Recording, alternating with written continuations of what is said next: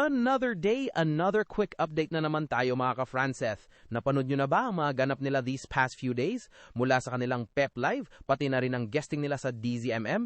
Kung hindi pa, okay lang yan. Dahil sa video na ito, i-highlight natin ang ilan sa mga naging kaganapan. Pero for today, mag-focus muna tayo sa kanilang PEP Live interview. Grabe ang pasabog dito. Bukod sa kilig, napasana all na lang ang lahat dahil sa level ng effort nila sa isa't isa. Dito natin mas nakita ang kanilang natural na kulitan, kwentuhan at candid moments. Isa-isahin natin ang mga mahahalagang highlights na ito. Sa latest interview ni na Francine at Seth sa PEP, grabe ang revelation. Hindi lang pala visuals ang match na match sa kanila, pati ang paraan nila ng pagpapakita ng pagmamahal. Pareho silang effort personified. Napag-usapan nila yung mga gifts nila sa isa't isa. At dito nga nalaman natin na si Seth at Chin, pareho silang mahilig sa handwritten letters. Sa mundo nating puro digital, sila, effort kung effort sa pagsusulat. Alam naman nating lahat na si Chin, talagang queen of letters sa family at friends niya. Pero si Seth, diretsakang umamin. Hindi niya raw makakalimutan nung bigyan siya ni Francie ng sulat. Hindi niya raw inaasahan na makakatanggap siya ng ganong klaseng effort mula sa kanyang binibini. Kaya naman treasure na treasure niya ito. Isa sa pinaka-una kong natanggap sa kanya is letter. Yeah. Isa yun sa, siguro nandun ako sa mga unang regalo na hindi ko makakalimutan na makakatanggap pa pala ako ng ganun. So, yeah. Pero teka, hindi rin naman papatalo ang ating Lodi. Dahil kung si Chin ay thoughtful, si Seth naman ay effort kung effort ang level. Kwento ni Francine, nakatanggap daw siya kay Seth ng sulat na hindi lang basta-basta, hindi lang isa, hindi lang dalawa, kundi aabot yata sa 9 to 10 pages. Grabe ka naman mag-manifest ng pagmamahal, Seth. At hindi lang yan talagang may aesthetic pa. Dahil ayon kay Chin, may design pa ang papel, yung tipong burnt paper style para magmukhang old school at classic. Isipin nyo yun, sa busy ng schedule nila, nagagawa pa ni Seth na magsunog ng gilid ng papel at magsulat ng nobela para lang mapasaya si Francine. Iba ang atake ng isang Seth Fedelin pagdating sa effort. Letters then actually. And At saka, then yung maliliit na flowers. Hindi naman niya May papakita maliit po siyang ginawa na nung time na yun, I was also trying to call him. Pero sabi ko, busy to Tapos nung sumagot siya, hindi ko makita. Pero tinatago niya yung ginagawa niya. And then the next day, he gave it to me. Tapos yung edges niya, yung naka-burn, para magmukha siyang old na paper. And then nakatali yung corner sa dulo.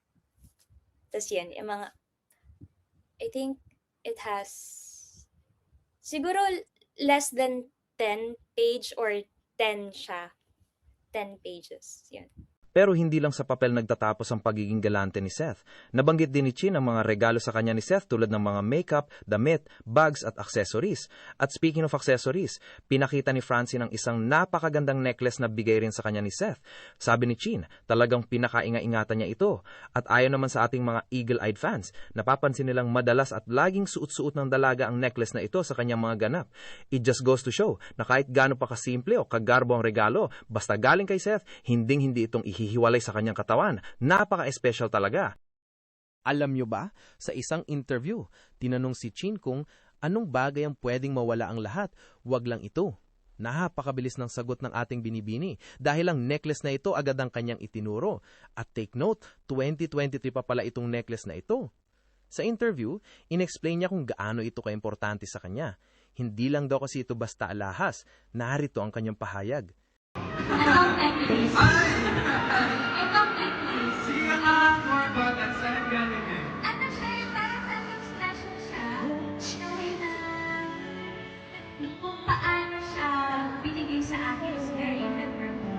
Unforgettable, kumbaga. Special sa akin, pagka pinakabahan ako lagi mag-hawak. Kasi, parang tayo ko sa gitna, nagdadala ko siya. So, parang every time na I'm nervous, nakahawak lang ako dito. So, I feel like meron akong kasama parate.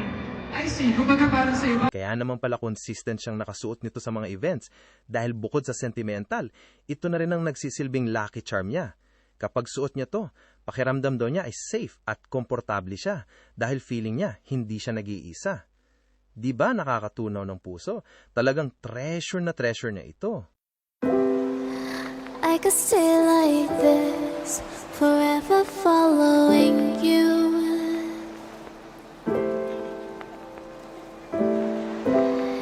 Just don't get too far, and I'll be right where you are.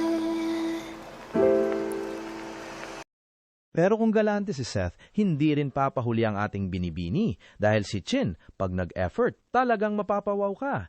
Ilan sa mga nabanggit ni Seth na regalo ni Francine sa kanya ay ang sikat na Gentle Monster na shades at isang BMX bike. Pero what's more special about the bike? Eto raw ang birthday gift sa kanya ni Francine kung saan sinorpresa siya ng buong team kasama ang kanilang mga managers. Sa interview, ramdam mo kung gaano na-touch si Seth. Pero alam niyo ba kung bakit bike ang niregalo ni Chin?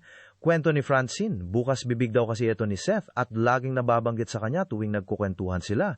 Sa sobrang dalas daw banggitin ni Seth, nagbiro pa si Chin na baka pati sa panaginip ay napapanaginipan na ni Seth ang bike na yon. At ang hirit naman ni Seth, totoo naman daw na nananaginip siya. Pero ang mas nakakakilig, sa panaginip daw niya ay angkas-angkas niya si Chin sa bike na yon. O di ba? Kahit sa panaginip, hindi pwedeng walang kanyang binibini. Ganun siya, like, parang when he wants something or like, talagang yung gustong-gusto niya, labas sa bunganga niya, ganun. Tas hindi nawawala yun talaga sa isip niya.